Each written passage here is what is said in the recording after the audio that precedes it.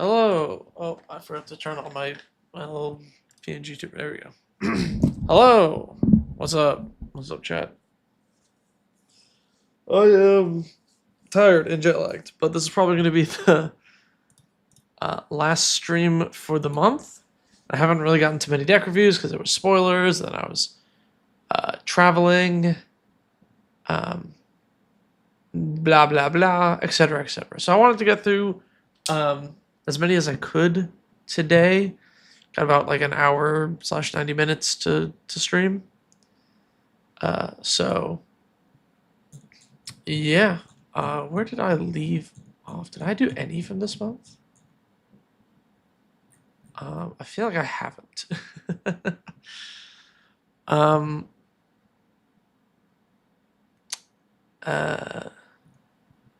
Here we go. Okay. I'm gonna start with this user because they had a very very simple, very quick explanation as to what their deck does. Joda Yojin. I played against a Joda, not Joda Myojin. It was just a different Myojin deck, a Child of Alara Myojin deck. And the funny thing about it was that it was like there was like a literal child that was piloting it, and I was like at an event, and it was like a I don't know 8-year-old kid or something, and he was like, "Oh, this is my Power Rangers theme deck," and I was trying to figure out what bracket it was, and I was like, "Well, Power Rangers theme deck, I don't know, maybe one." Exclusive nightclub. What the hell is Oh, Oscorp Industries. There. And I was trying to figure out like what a Power Ranger theme deck was, and it was just Myojins, and then like Mass Land Destruction and Child of Lara as the commander. It was the craziest deck I'd seen in a long time.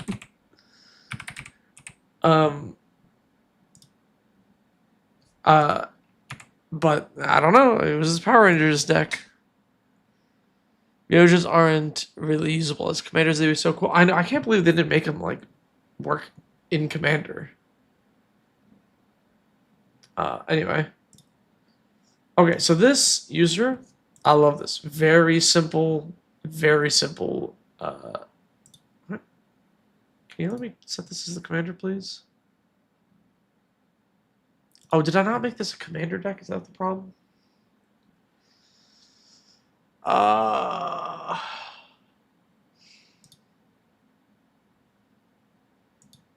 No, it is a commander deck.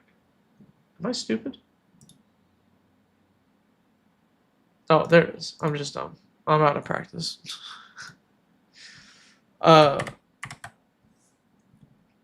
this user just said that their problem is inconsistency. Great.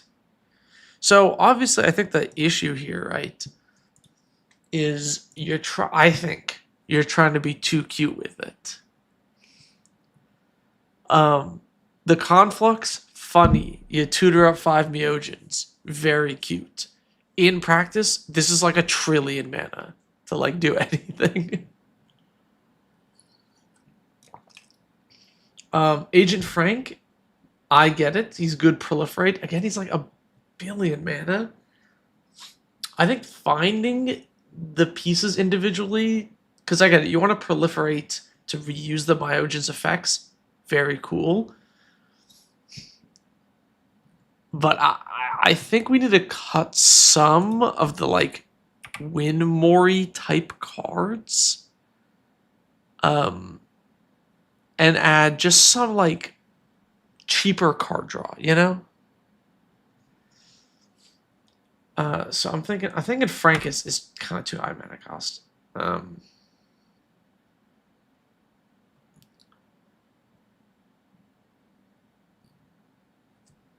What is Insight Engine? Put a charge card on this artifact and draw a card for each charge counter on it? Sure.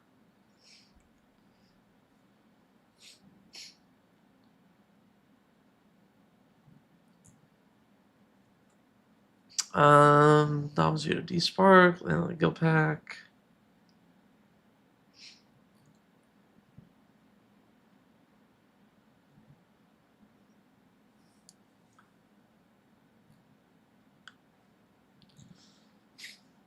I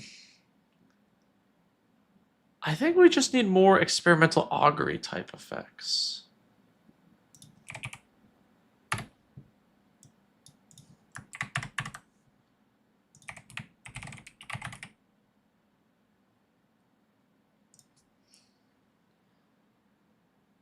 One up Space Canary. If you're gonna build Meogens, you want a 3-color commander that proliferates or attracts it. Yeah, I mean, there's something to be said about not having all 5 Meogens, you know? Like, ultimately, that's like what you want, right? The dream is to have like 5 of them in play. And you gotta have a dream, otherwise, what's the point of your deck? Oh, you know what? I think I kind of like Malcolm, right? Draw a card, discard a card. If there are 4 more chorus counters, you may cast the discard card without paying its mana cost. This is the kind of thing that I feel like you want to be adding. Because it helps you loot early game, so you can just churn through your deck faster. But then he also lets you cheat, the Meogen into play.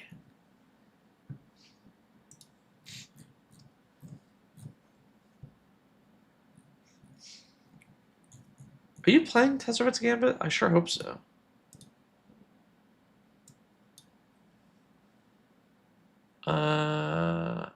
No. Okay. Kind of like Tezzeret's Gambit. A little extra card draw, and it does proliferate. Wait, do they only have the new 5? No, I think they have all of them. Well, no, not all of them. 1, 2, 3, 4, 5, 6, 7, 8, 9. You're missing the other red Meogen?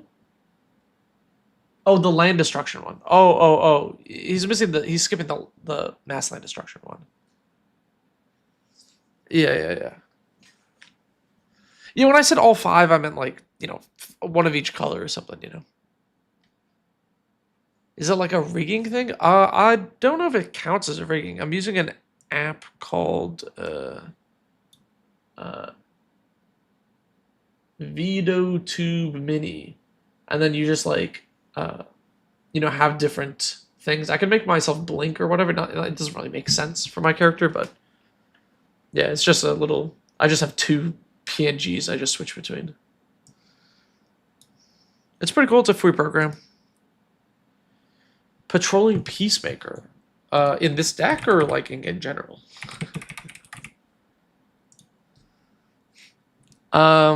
This enters with 2 counters on it. Whenever an opponent commits a crime, proliferate. I don't really like cards that really rely on my opponents doing things. Unless it's like drawing a card or casting a spell, it's probably too niche for it to be relevant. All Suns Dawn for each color return. Like honestly, I feel like All Suns Dawn is also kind of win more.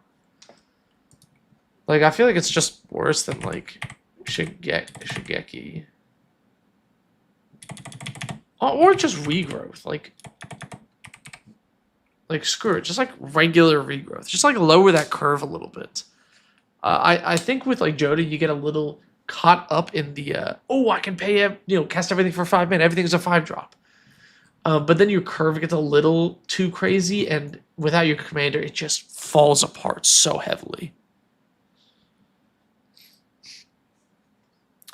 All right, I don't want to dwell too much on this deck because I got a lot of decks to get to. So I want to try and get to some more, but yeah, that's my general advice. Like more card draw to increase your consistency and get rid of some of the win more cards. Oh, interesting. All right, this user said, let me clone the deck real quick.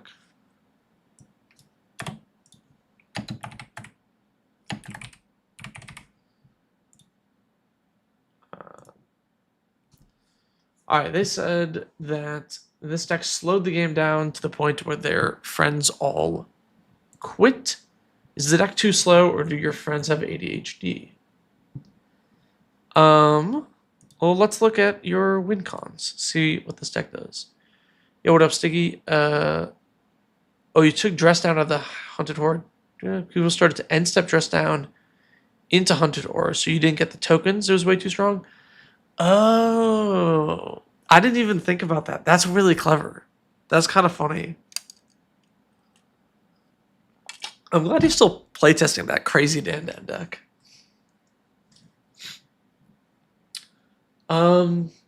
So your win con seems to be just like big creatures. Or vehicles, excuse me.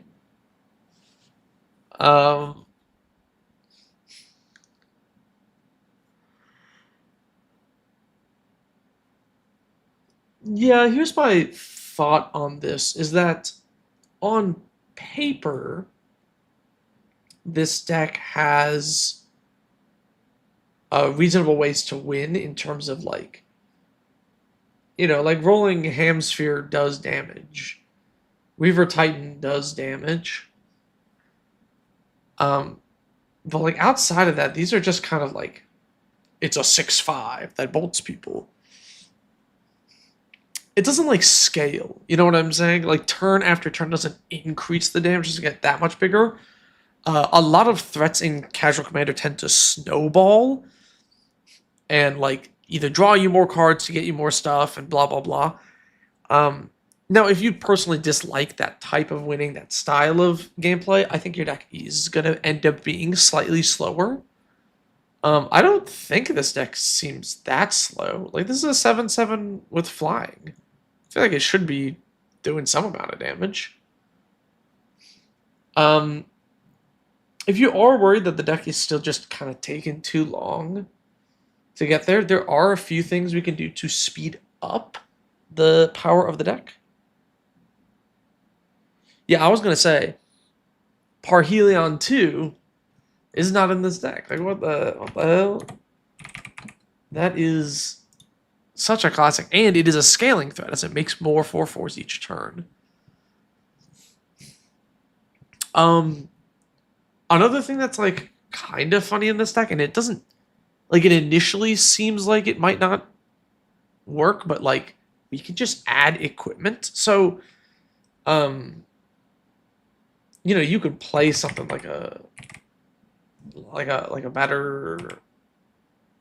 batter skull, right? The cool thing about stuff like batter skull is it kind of works on its own. It's just kind of a beater, but you have a flash flying commander.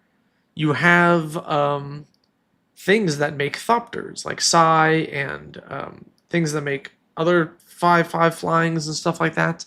And it's a little mana intensive. You have like Wanshi Tong and Abuelo. You have like lots of random flyers, and you make lots of tokens and stuff. You just have things that can hold the battle skull really reasonably well, and it works on its own too, right? You don't have to equip it, but it is something that can like, in a pinch, boost up the power of Tails, and then you're cracking it for like 7 in the air. And it is an artifact, so it still works with all your artifact synergies. Kind of neat. What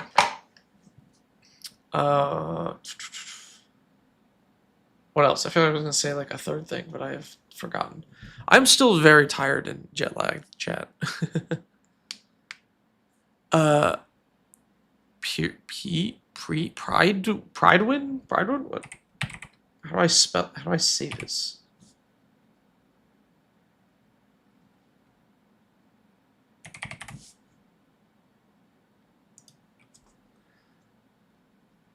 Whenever another non-token enters the battlefield under your control, make a 2/2 knight. This creature is +2/+2 as long as an artifact enters the battlefield. Yeah, here we go. That's another good one. Yeah, so I'm thinking like a few of the ones like maybe the Thanos copter. It does turn your vehicles into artifacts until end of turn, which is neat. I get it. I guess it draws cards. What's like the worst of your like high cost threats? When this deals damage to a player, look at the top card of your vibrate. If it's a permanent, you put it on the battlefield. If you don't put it in your hand, Dang, these do all feel kind of good.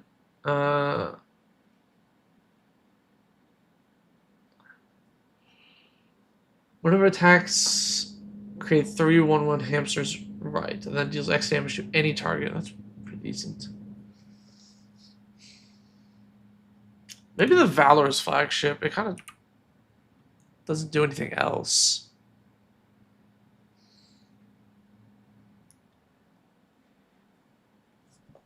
Yeah, what up, Thorn? What are my thoughts on Eshki Teamer's Roar decks? What do you mean against black decks? Play a Chroma's Will. I mean, honestly, yeah, not a horrible idea. Chroma's Will's not a crazy bad idea. Because you just give double strike to Reaver Titan, that'll take people out of the game. Oh, I'm not sick. I'm just jet lagged. I was I was just traveling, so I'm quite tired. Avalor feels weird if it's just blinking vehicles for tails.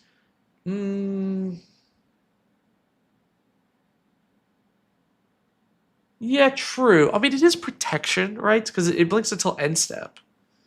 So you can use it to, like, dodge spot removal. Although I don't know how much we want to hold up 3 mana in this deck. I don't know, it's a maybe.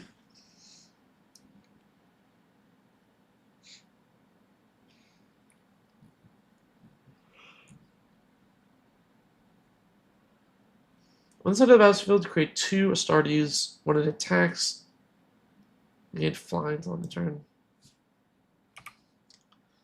Yeah, I think that's just worse than the flagship. Flagship scales, whereas Thunderhawk is just, it makes 2 things. I don't hate the mothership because it still draws cards. And I don't hate the Thanos Copter because it also draws cards.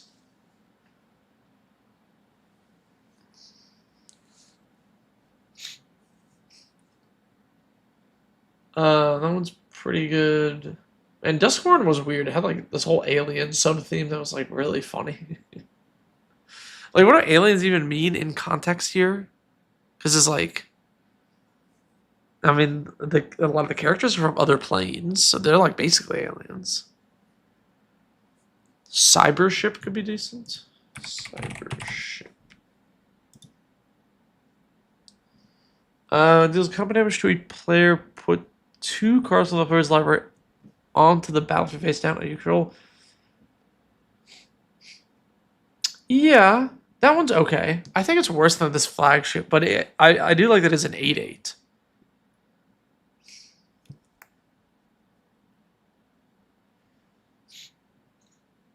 Why don't you talk? Does that really do anything in this deck? I guess it just draws cards. I'm always so hesitant to suggest cutting any card draw because card draw is just king.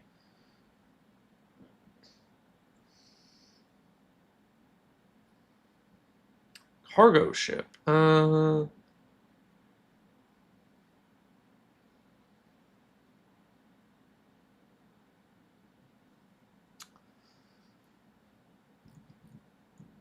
Man, is the hamster too slow? It attacks once as like a 7/7. Doesn't have haste though. It's really slow. But it's like not too bad. And its damage scales up. I don't know. I'm kind of going back and forth on it. When you draw your second card each turn, create a Thopter. Sure. Man, I'm a Midnight Clock hater. I think this card sucks. I think this card sucks. It's so, that one's really slow. Okay, I feel like this is oh, can someone remind you what Tails does? Yeah, Tails is whenever a vehicle you control enters, draw a card if it has flying, otherwise it puts a flying counter on it.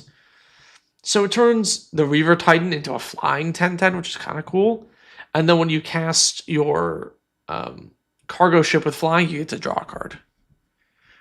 is when it enters, so you can flicker things with like Abuelo. Like if you crew the cargo ship, attack, flicker, you get to draw a card. It's, you know, it's decent.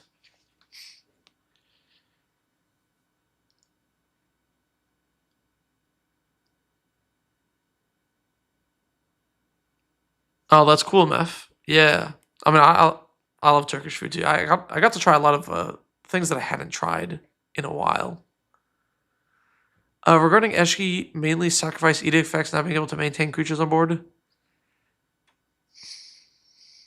I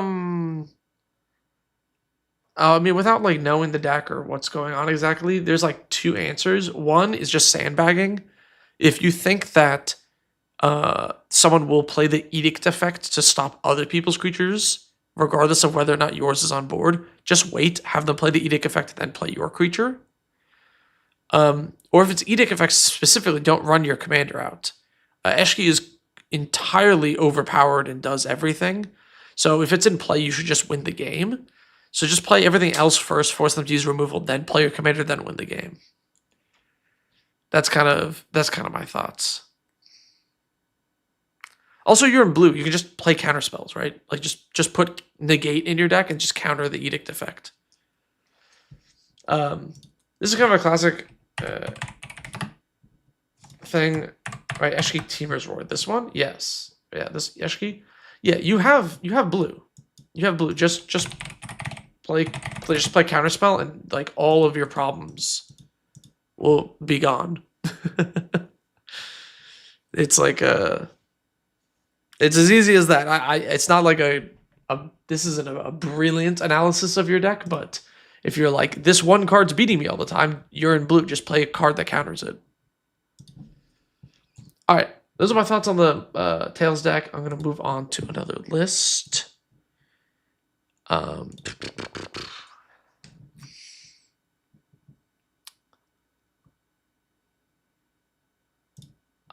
Okay.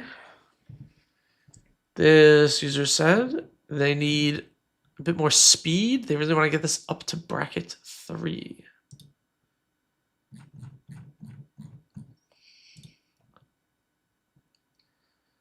Let me. Skeletor's Vampires is the name of the deck. That's fun. What is the? Anyway.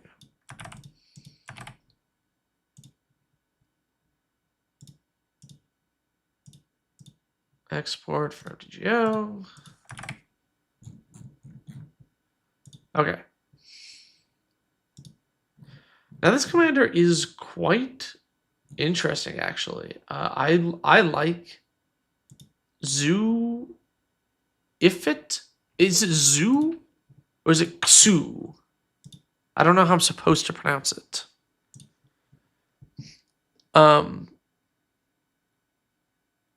Seems really tough to play this many vehicles and realistically crew them all with 16 creatures. Most of them being a lot of the vehicles like crew themselves or have alternate ways to crew. And Tails is a 3-power creature, so it works.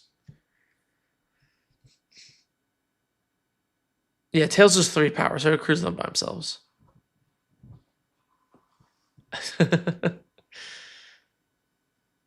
I mean, I hope that suggestion helped. I know that the just add counter spells suggestion might have not been like genius, but I don't know. It works. Counter spells are good. Okay, anyway, this commander, the Osteoromus, is really cool. You basically return a creature card from your graveyard to the battlefield. It's a skeleton in addition to its other types and has no abilities. Activate only as a sorcery. So, what you want to reanimate are things that have high power and toughness. Like this is perfect. It's a 6/4 that normally has like a downside, but with your commander, you're like, oh, it's a 6/4.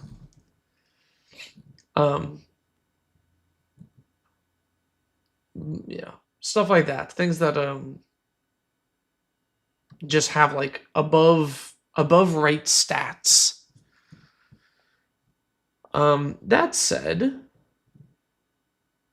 now tragically one of the best cards for this is like Phyrexian Dreadnought, which is like a bajillion-dollar reserve list card. But if you're okay with proxies, which, you know, I feel like you should be because the reserve list is stupid, Phyrexian Dreadnought is really sweet in this deck, right?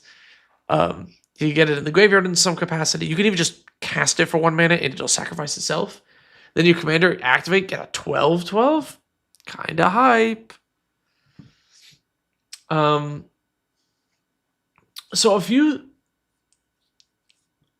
to speed up the deck, we want, I think, even more haste enablers. I see you have Lava Silver Boots. I see you have Lightning Greaves. I would consider Skateboard. I would consider Swiftfoot Boots as well. Both really good like haste enablers because you really want haste on your commander. Your commander has no mana cost to activate this, so being able to play a Skateboard early and then cast your commander, equip, tap is pretty nice. Maybe even more early game mill and set up for the commander to speed up the deck. So like a Shriekhorn, it's pretty sweet. It's a 1 mana artifact. Comes to play with 3 charge counters. You remove a charge counter, and you tap remove a charge counter, and target player mills 2. So you play this on 1, you mill yourself for 2, you mill yourself for 2, you mill yourself for 2. It becomes a useless artifact afterwards, but you've milled yourself for 6 over the course of 3 turns. Comes down really early. Seems tough having to play. Didn't really. Zoo is gas. Lots of weird things you can do with him. What's the vampire theme of the deck? I have no idea. I don't know what the point of this is. I was gonna say.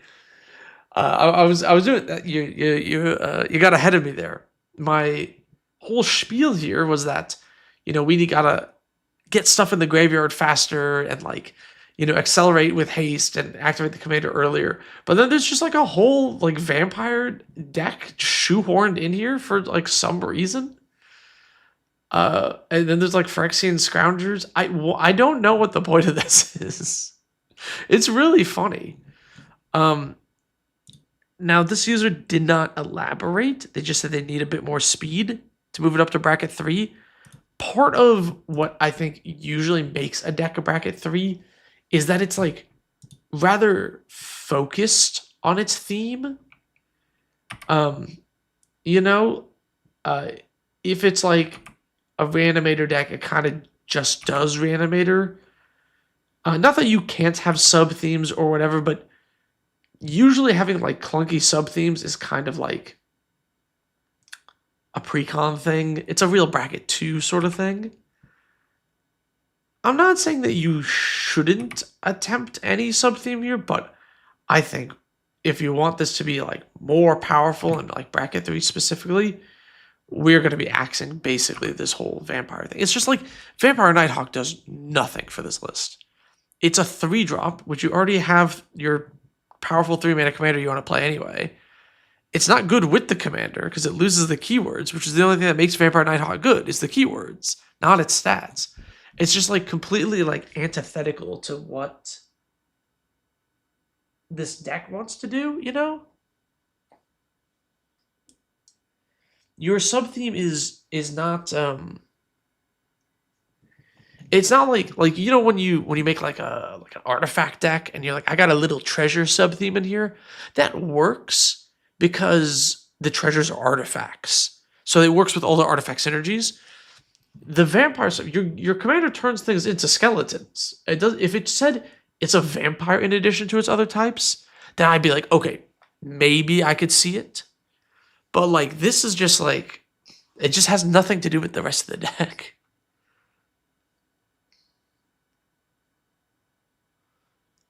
New Black Lilion and Reality Fracture is going to do numbers for these. Yes, but I'm not really gonna. I'm not gonna suggest cards that haven't like come out yet. We'll leave it till, you know, once the set's revealed. I do like the Hall of the Bandit Lord suggestion. Another really great haste enabler.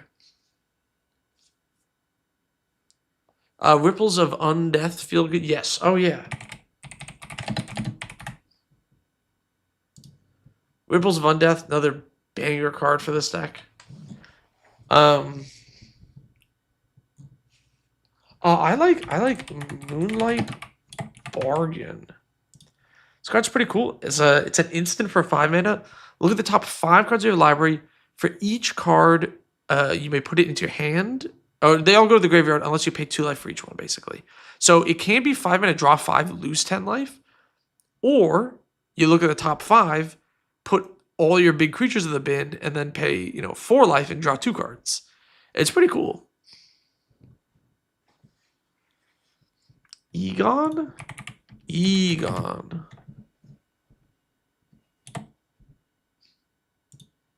Oh, this guy. Death Touch. At the beginning of your upkeep, exile 2 cards from your graveyard. If you can't, sacrifice him. Beginning of your upkeep, mill a card. Exile creature card from your graveyard, draw a card. Oh, yeah. Okay, you know what? Banger suggestion. Yeah, this is a really good Egon deck. Because, yeah, you get him in the bin. It's a 6/6, which is pretty sweet. And then this is a self-mill engine for your deck that can draw cards. Ral Guest Lecturer. I like that.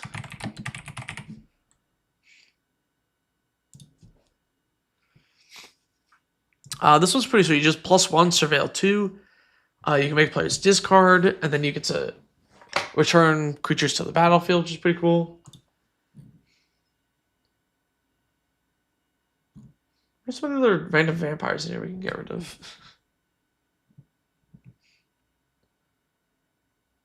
I don't know what this card does for you.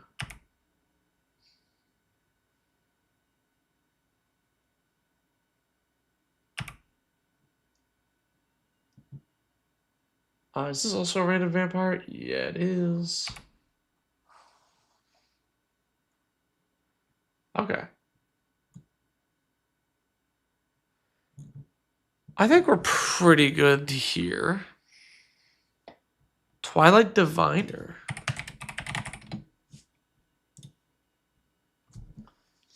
When this creature enters Surveil 2, I like that. Whenever one or more other creatures you control enter, if they entered or were cast from a graveyard, create a token that's a copy of them. That's really good. Yeah, that's perfect. What the heck? Yo, what up, Dino? Oh, no, Dio.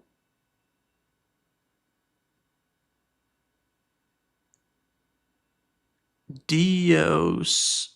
I can't read. Holy cow. I'm glad you love the podcast. That is a interesting spelling of my name. I like that. Mephidros Vampire is also a good interaction. Mephidros Vampire. What is this? Well, each creature you control is a vampire in addition to other types. What if this deals damage? What? How does this work with the commander? Altar of the Wretched Good? Altar of the Wretched. When this enters the battlefield, you may sacrifice a non-token creature. If you do, draw X cards, then mill X cards or X that creature's power, okay. Craft with one or more creatures. You can also go after the graveyard to your hand. Wretched Bone Mass's power toughness equals the total power of cards used to exile and craft it. When Bone Mass is flying, as long as the creature flying first strike double strike. This is a cool card. I think you gotta build around it a little bit more. I don't know if I would put it in this deck, but that is very fun.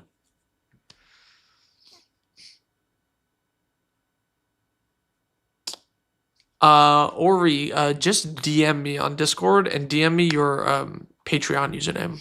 I'll fix it after the stream. The copies Diviner makes aren't vanilla, so you can use Zoo to give us stuff you want the abilities of. Oh, true. That's interesting. That's a cool interaction.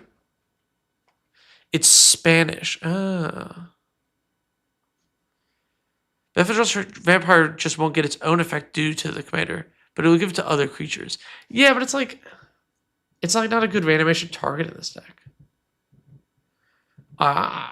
Let's see if we can find like one more ad, because I've made like 11 cuts. Oh, whoops. I didn't mean to do that. Let's see if we can find one more ad. The other version of Moonlight Bargain is like Golgari, so I can't add that.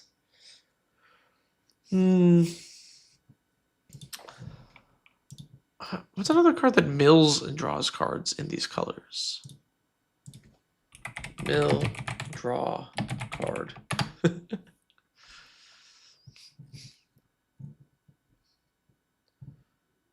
Draw 2 cards, lose 2 life, mill 2 cards? I mean, that's honestly not a terrible idea. I wish it was less mana, though.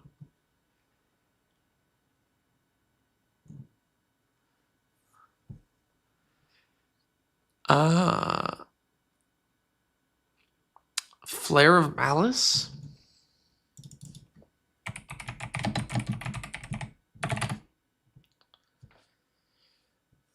Oh,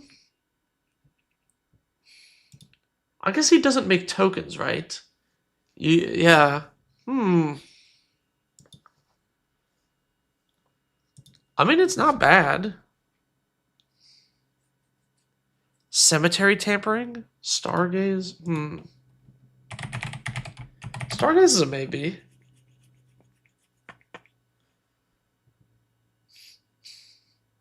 I actually like Stargaze. Cemetery.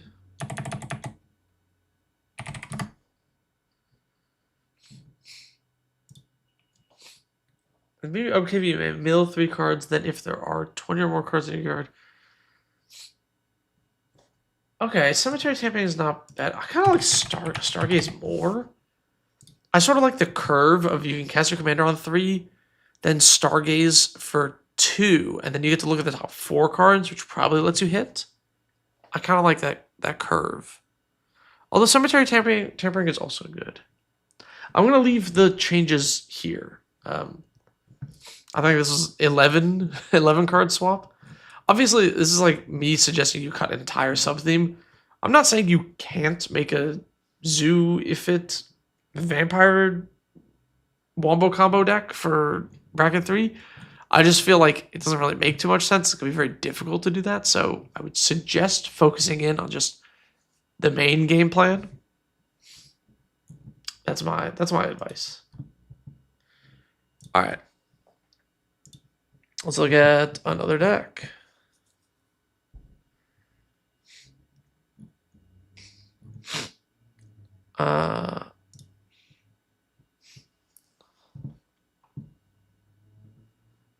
This is an Emery deck. Okay. You said you had like a primer? How long is this? It's not that long.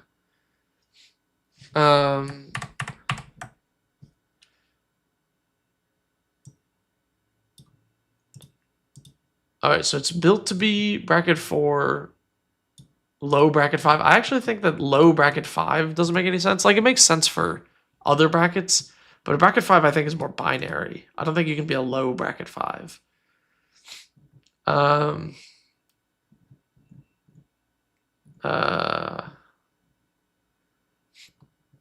so you got a couple of loops. It's an Emery combo deck. We have Helix, we have Scrap Heap. Miram Spy, sure.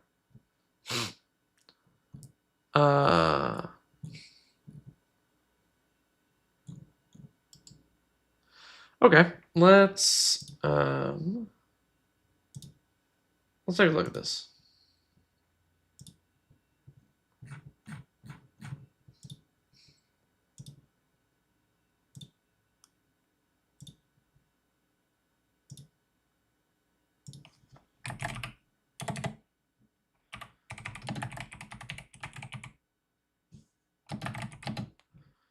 What's your username?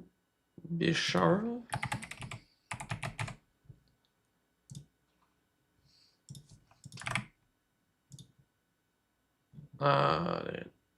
Hopes air what?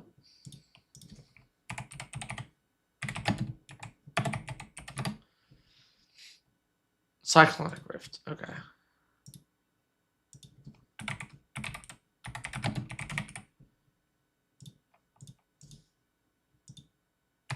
Okay, chat. Is it more interesting if I just pick all the decks ahead of time? Because then I can skip that. Should I be doing that? Does he just pick like I can just pick like 5 decks ahead of time? Like, not that I like would do the review off stream, but like I would have the decks all prepared, and then I could just open them up, so you'd have to watch me do that. That might be a good idea. Maybe I should do that. You don't think it's possible to build a CDH deck without all the fast mana, unless everything? Personally, don't like proxy my own stuff. Yeah. So here's the thing: is like you can't really have a low CDH deck because CDH is like you are not making any power level concessions at all.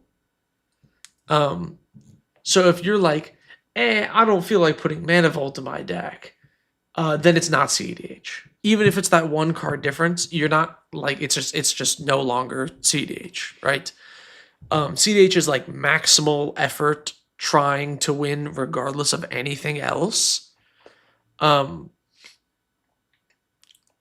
know, and that doesn't mean like you have to build like exactly a meta deck or whatever, but it's like within what your deck is doing, you're trying to win.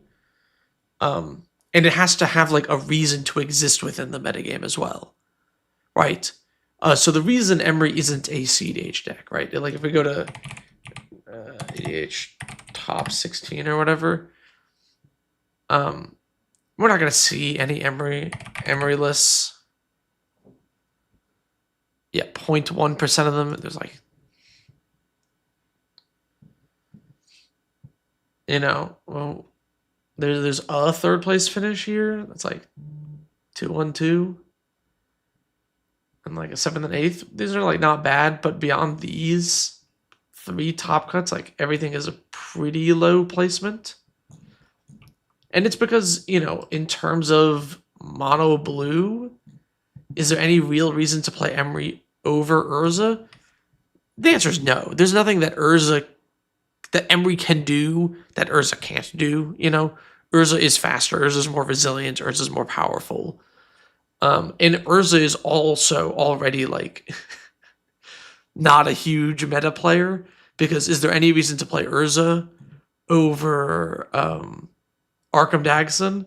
Not really. And is there any reason to play Arkham Dagson over like any of these other decks that have more than just mono blue? Not really. So, you know, a CDH deck is you can't have a low bracket 5. It either is or isn't. You know. Yeah, prepared's probably a good idea. I think maybe I'll do that.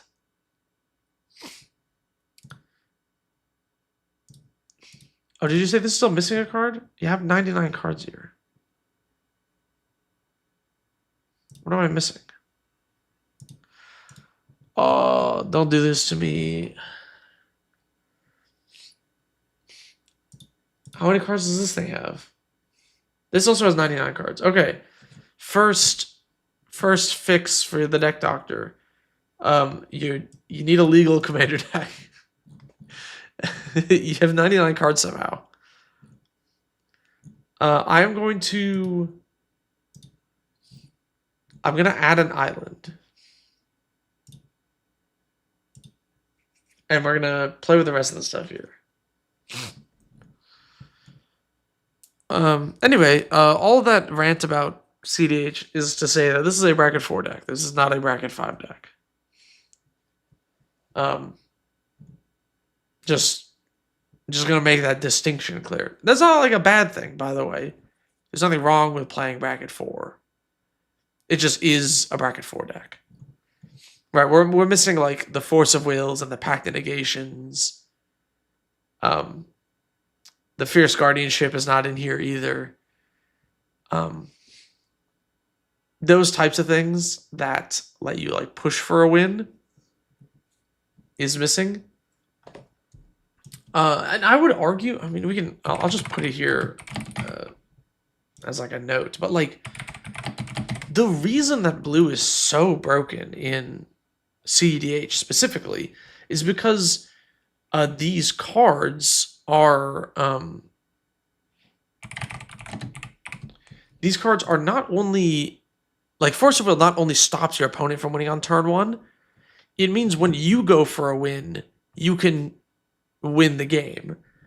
Force of Will is a really good card at high powered decks and tables because you have a lot of chaff. You have cards like Brainstorm, or you'll have cards like Consider, right? This is like garbage cards that just churn through your deck. When you go for like, I am going to win with this combo, cards like Force of Will, even though they are 2-for-1s, are way more valuable because if you win that exchange, you win the entire game. And that's why they're so strong at higher power levels. Now, at lower power levels, I don't think you really need Force of Will in your bracket 3 deck. If you're not a combo deck, going 2-for-1ing yourself to like stop a fog or something is like probably not worth it.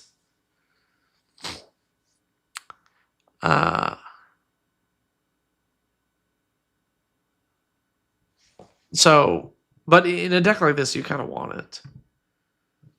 I'm sort of curious how this deck even plays. I'm just gonna pull out the playtester real quick.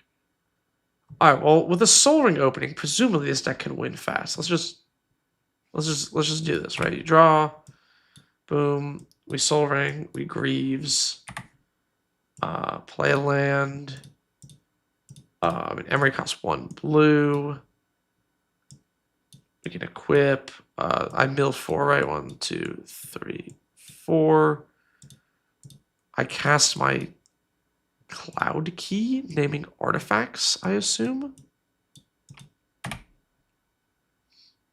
The fuck do I do now? Play Foundry Inspector. How do you win with this deck? What are you doing? You need Lotus Petal, right? Emily, Spy Season artifact, enter untaps Emery. Is Miriam Spy an artifact?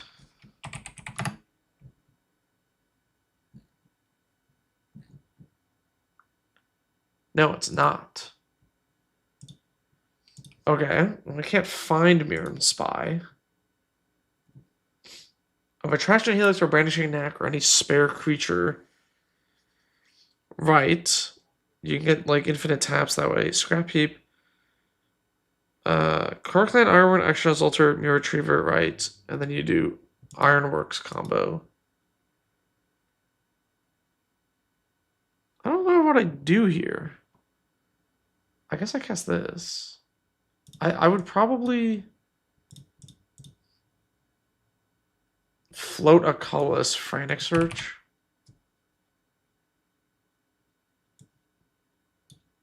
Not really sure what I'm like looking for here.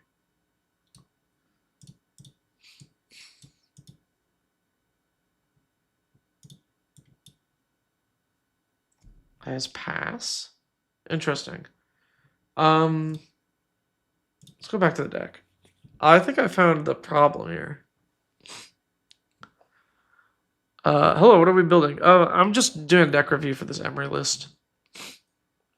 Okay, my problem with all your combos is like, how do we find this crap?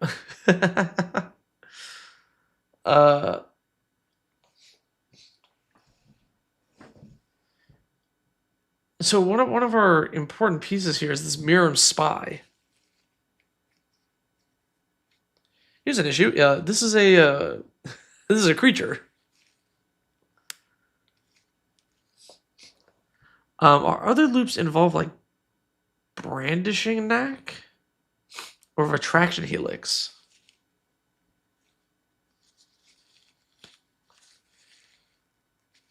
Which is an instant. What I'm not seeing in this deck is like, where's our like Mystical Tutor? There's no like Mystical Tutor. Honestly, like even like Dizzy Spell to grab the Knacks are like not horrible.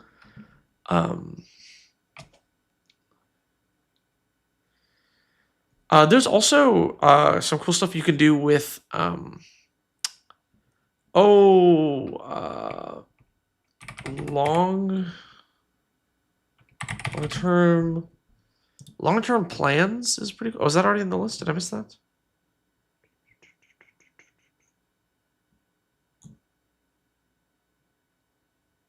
Oh no, there it is. It was just being slow.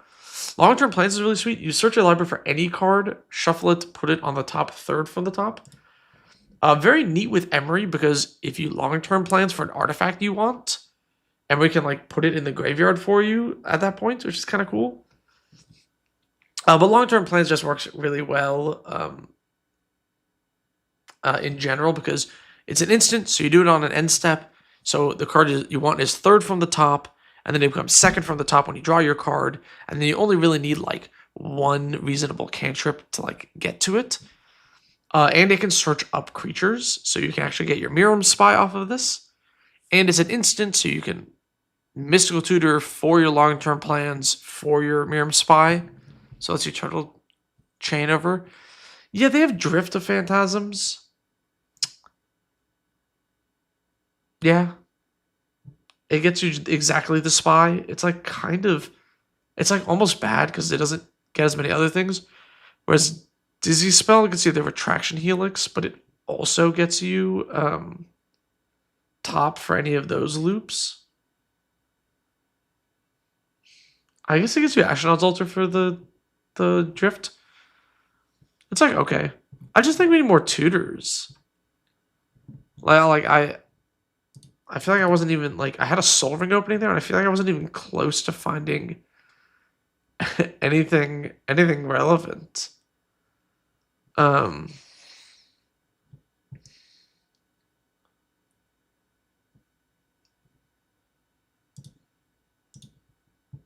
maybe more card draw. All right, here's Brandishing Knack. This seems reasonably keepable, right? You go like land, booty, land Emery, mill 4. 2, 3, 4. That was pretty bad. Whatever we'll equip. And then I have Knack combos, right? You need a free artifact. Yeah.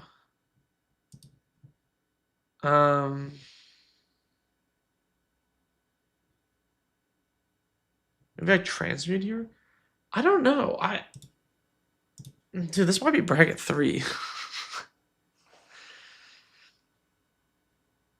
You had to win the next turn with one of the tutors for 1 for senseis. Oh, in the previous one or that turn with the Brandishing Knack? Oh, I like Micromancer to grab the Knack. Micromancer is cool.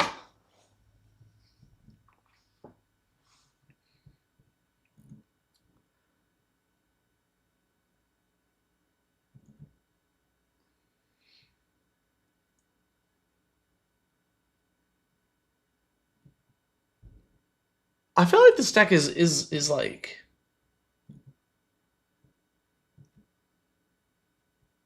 I feel like this deck is bracket 3. Just cut Thassa's Oracle, you make it a bracket 3 combo deck. It'd be like pretty good. Like this deck feels so beatable. I don't know. It's just like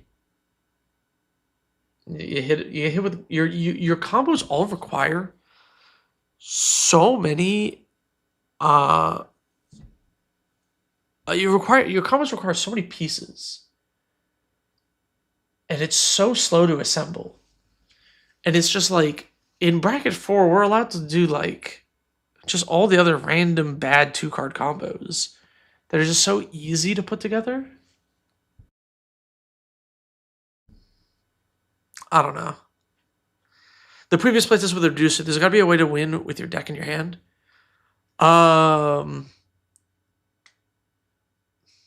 No, because no, I couldn't have gone infinite with the Sensei Stop because I needed a way to cast the top off the top of the library. I just had 2 reducers. I needed to find top and also Mystic Forge, but I only had 1 tutor 2 reducers, right? Like yes, Mystic Forge and the cost reducer and top lets me draw my entire library, but like, and then you Thassa's Oracle and win, right? But like, I needed 2 pieces for that. I could only find 1.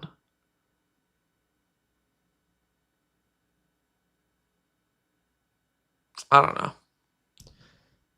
I don't know. I think this deck is better at home at bracket 3, honestly. I think you just like cut one of your game changers and call it a bracket 3 list. Because the combos are just so many pieces, dude. They're so slow.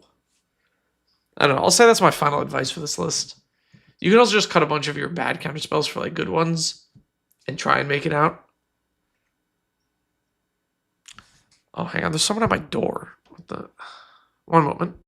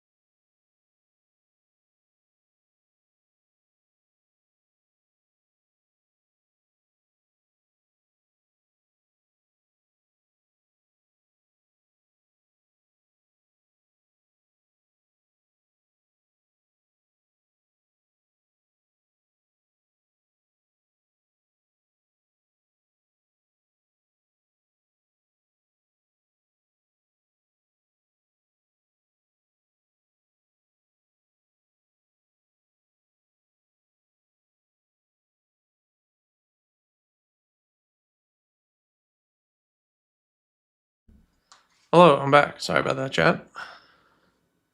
Oh, I put too much text on. Wait, I pressed the wrong button. There we go. Surely Urg Spawn of Turg is next. Alright, we can do it. Alright. Let's do your Urg Spawn of Turg deck. I think I saw it somewhere. I love that you have a primer for this. Oh, is this stacks list? Wait, what the hell? Bracket 4 Urg Spawn of Turg? Now we're cooking. Put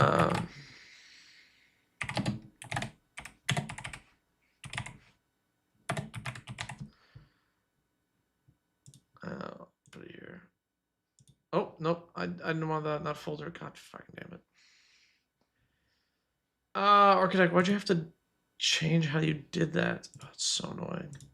So now they made it so that when you, like... Oh, I don't even know what folder I put this in.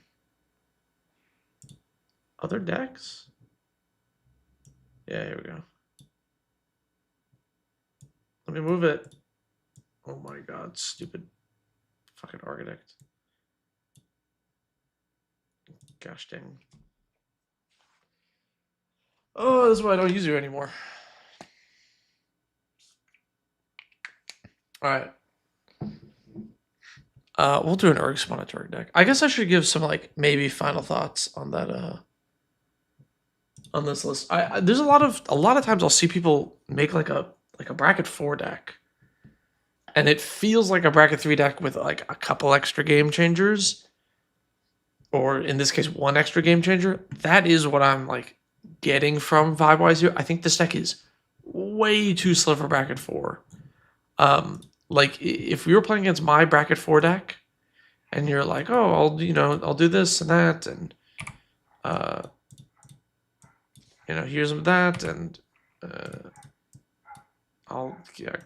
here's my Emery and my Miriam Spy. I'm about to win, and then by this time, if you're against my bracket 4 deck, I will have done this.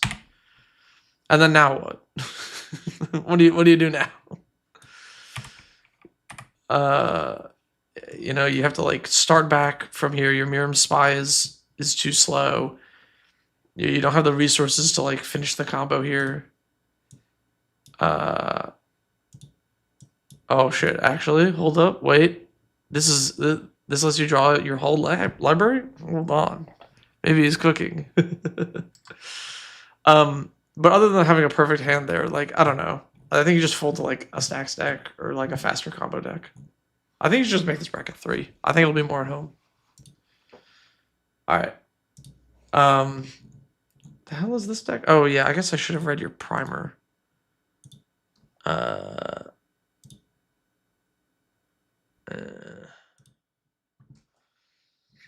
Main issue, you can't kill your opponent's creatures easily enough.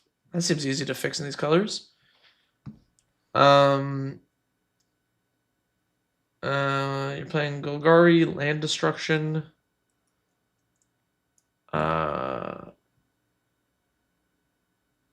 Okay.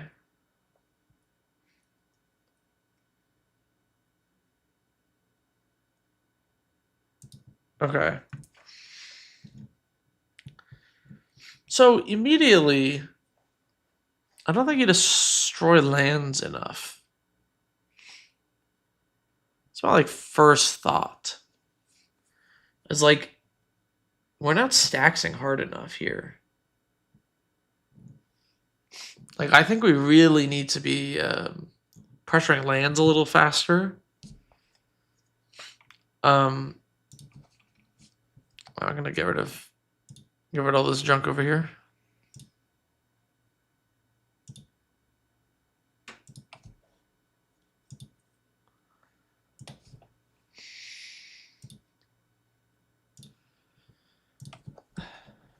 Like what I want to see in a deck like this is like more Winter Orb, more Smallpox.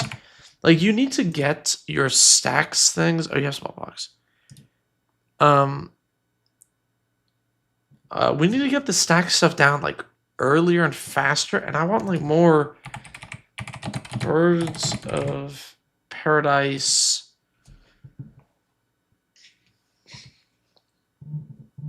But the problem is, I guess Wind Orb doesn't work in this type of list because you want a lot of lands in play. So maybe we're just more in on sacrificing lands.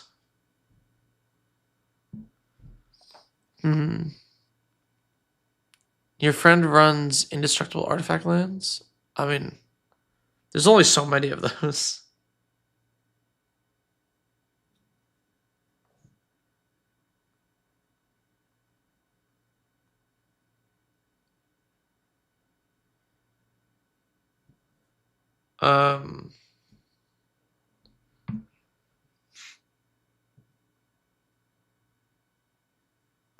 Man, Golgari is such bad colors for stacks.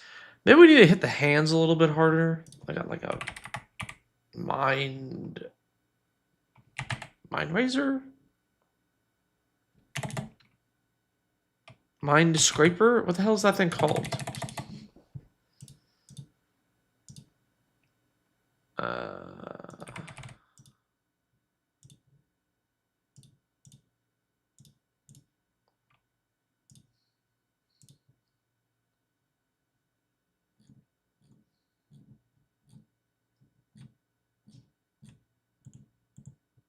The one that makes you like discard your whole hand? Mind Slicer, thank you.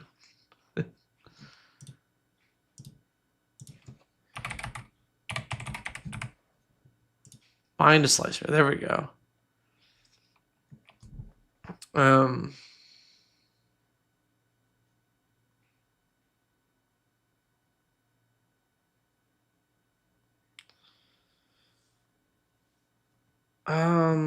I liked your Possessed Portal suggestion that was there.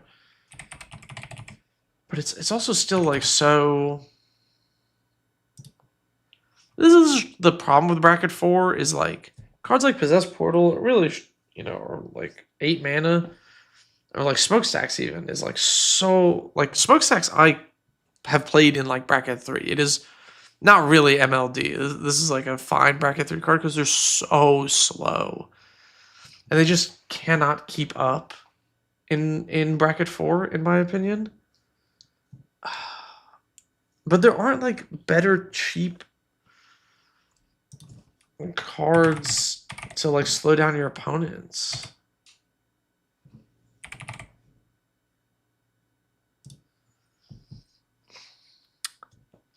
Oppression? Oh, yeah. Oppression's a good one.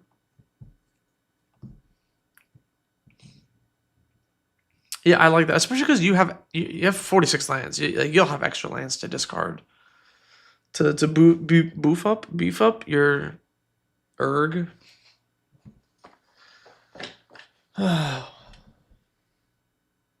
Search your library for a creature card, reveal it, put in your hand, then shuffle. Oh. Hand or graveyard. Interesting. That's a cool card. I don't know. This is another bracket 4 list that is so bracket 3 coded though. Like why are we playing this? Like shouldn't we just play Entomb? Shouldn't we just play Demonic Tutor?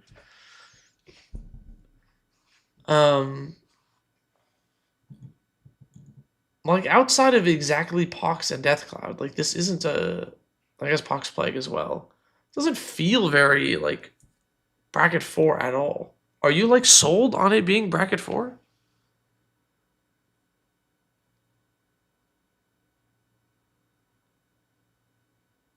Yeah. Cosmogoyf is why you built the deck.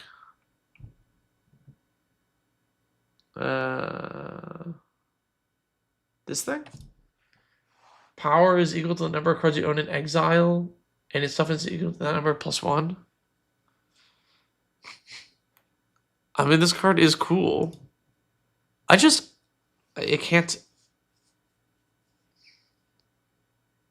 I mean, here's the problem: is like bracket 4, right? Is like, you know, we're talking about like not CH but high power. So like, we're talking about like, oh, you're going up against like Firelord Azula with all the fast mana and all the rituals and free counter spells. And just like when I look at this deck and you're in a pod with that, it's like, what do you even do? You're completely like outmatched in such a like fundamental way that I don't think you're going to have any fun. You know what I mean? Like you're playing Urg spawn a Turg, you know? It's just like not.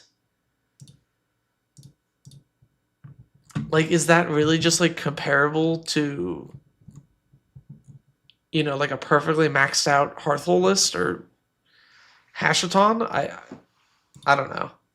It's like really hard to do. How do you deal with opponents who overestimate their deck's power levels? I love Smokestacks playing your tough metal bender list.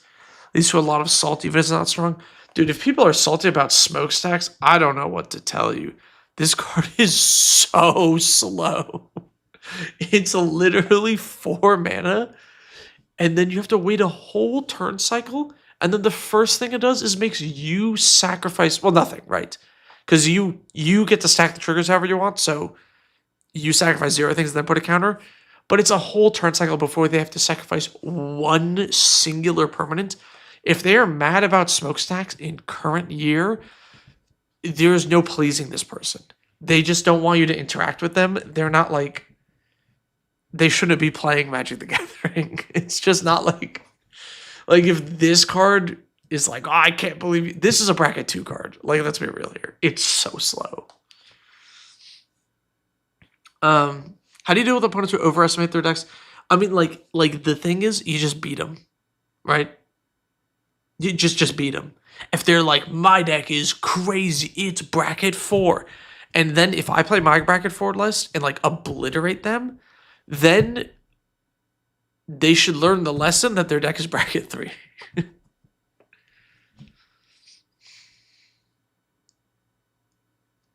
Yes.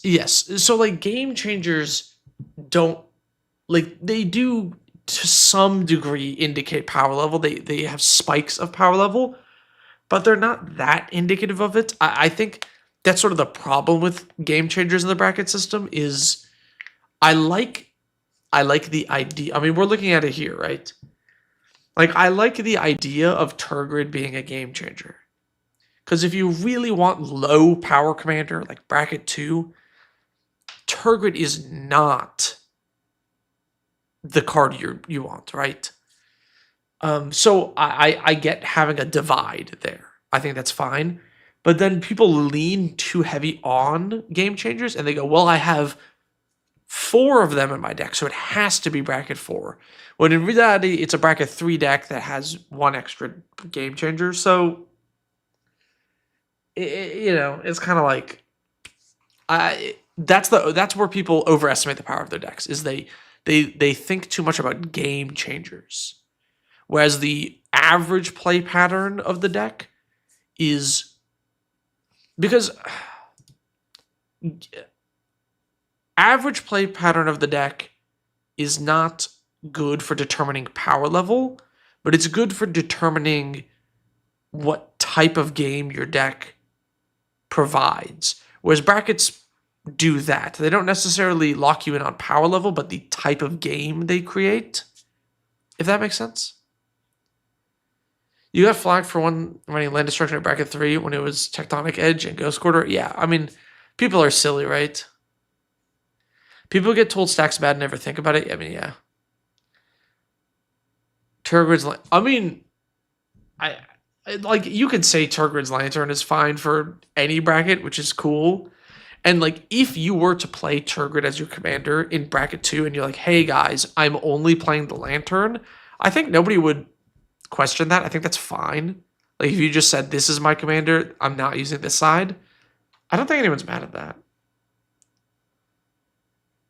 You want more cards like Smokestacks, Descent into Madness. It's just slightly more mean. Yeah, but like, mean is like bullshit, right? Like, Dictate of Erebos is quote unquote mean. It's not a bracket 4 card. Anyway, sorry, Wish. I know we got very sidetracked on your deck here. I think you should just cut the land destruction and make a bracket 3 stacks deck. That's my take. Is let's cut the Death Cloud. Let's cut the Pox. You can have Smallpox, but just like those 2 cards, and no, 3 cards, Pox Plague. Let's just cut these cards. And if you want to play the Cosmogoyf and beat people in, you should totally do that. But lean in on like the Dictate of Erebos type things. Like, we can add more stuff like, I think Mind Celestia is really more of a bracket 4 card, to be honest. But like, all the slower things like Tango Wire or Oppression are fine. And then just play more like, Grave Pact style effects. And make this like a sacrificey, loopy, sacrifice your lands kind of thing. I think that's probably a better way to take it, and just make it bracket 3 stacks. How do you do stacks in Golgari? I mean, it's usually creature-focused stacks. A Golgari stacks is either discard or creature stacks, and you kind of want a mix of both to be able to beat non-creature decks. So it's, you play this because you're like, I want lands in my graveyard anyway. I don't care. I want lands and creatures in my graveyard. So you don't care about discarding stuff, and then you play your Dictate of Ereboses and your Grave Packs to keep your opponent's board clear by sacrificing that. You play your reassembling. How do you spell reassembling skeleton? You play your like reassembling skeletons. You're reanimating these and sacrificing these, and bouncing them back and forth. You do stuff like that, and then these are also cards like Reassembling Skeleton. Which, if we just go to if you just go to EDH Rec and you go to Reassembling Skeleton and look for similar cards, you can find other things that do that type of stuff. All of these also synergize with cards like Necrogen Miss. So Necrogen Miss forces everyone to discard on each upkeep, Well, you don't care about discarding because you're going to discard your reassembling skeleton, which you're going to reanimate to sack your dictative erebos to like loop around. So the self-sacrifice stacks and the discard stacks have inherent synergy together, and you just mash those together. You're particularly interested in discard stacks, but then I can run that one 4CMC spacecraft. You can run that 4CMC spacecraft. Yeah, Entropic Battlecruiser works with the discard stuff, yeah. I think cards like Wasteland Strip Mine are great, really important every bracket below CDH. Deck dependent, being able to interact with lands in your land slot is really good. Yeah, it's important to be able to destroy a guy's cradle, you know?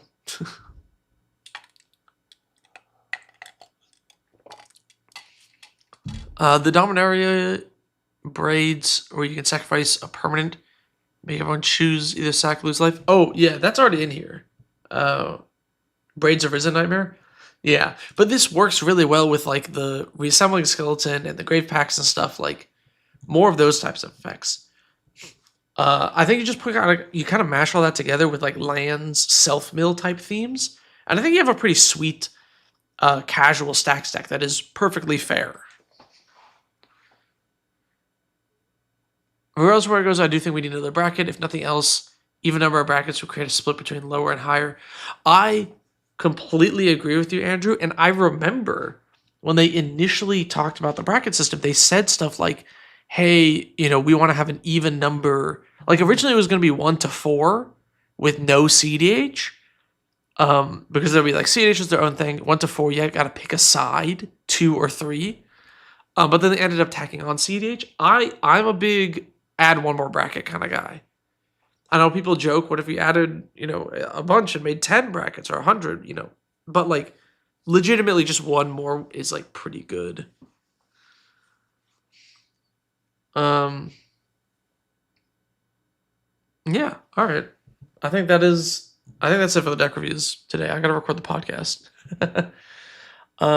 I will be back next week streaming. I think I might do a Hobbit set review because Hobbit pre-release is on us, right? So the set's gonna be out. I might do a little set review. I think I'm doing a pre-release this weekend. So I will I'm blocking my calendar. I can now realize that. You know. No. Bracket 1 has a point. Because that makes 2 not the lowest. That's the point. Is you need to have like a shit doo-doo garbo one that everyone skips. Because if you make the regular, the normal commander is pretty much bracket 2, right? Like it's a pretty normal thing. It's common. It shows up all the time. If there was no bracket 1 and what is bracket 2 was the lowest one, nobody would play it, and everyone would say theirs is a 3, but it would actually suck and be a 2. That would be bad. The point of 1 is to make it like so that people don't pick it, and that 2 is the actual low one. I do agree. A lot of the Hobbit cards look interesting. The pre-release is like $54 though, right? At least that's where I'm going to. It's gonna be like $54. That sucks ass. This shit is so expensive, and the collector boosters are like $700. It's fucking ridiculous. Absolutely so overpriced. Play boosters are gonna have like negative value because it's gonna be like $1 billion. But you know, whatever. I think it's a neat looking set otherwise.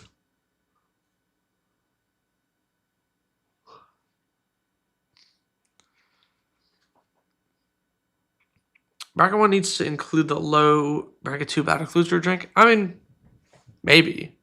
I don't know. I think bracket 1 being like a complete meme that like effectively nobody uses makes it do its job of being the worst bracket so that people don't pick it. All right, anyway, I gotta go record the podcast. Thanks to everybody. Thanks to everybody for. Oh my god, I'm so tired. This is gonna be the worst podcast episode ever if I record it. There aren't even pre-release promos. I know it sucks. Collectors pushing 1,000. Yeah, I'm sure they are. Sure they are. Hey, there'll be an upcoming video about that. Anyway, thanks to all my patrons for supporting me. If you want to get your deck reviewed, this one here. You got to join the Patreon. Tier 2 and 3 patrons can submit decks for review every month. You can also join the Patreon to join in on some of the other stuff. There's like bonus videos and stuff. If you don't really care about Patreon, there's also channel membership, which also gives you access to the bonus videos. So if you want to just see those, you can do that. I need to figure out what I'm doing for this month's bonus video. I should hopefully get that out soon. What's the topic for the cast? Yeah, your guess is as good as mine. We kind of like argue usually and then pick like 12 seconds before we do an episode, so. At least for that price, you'd be getting Hobbit instead of Spider-Man, I suppose. All right, I'm gonna catch everybody.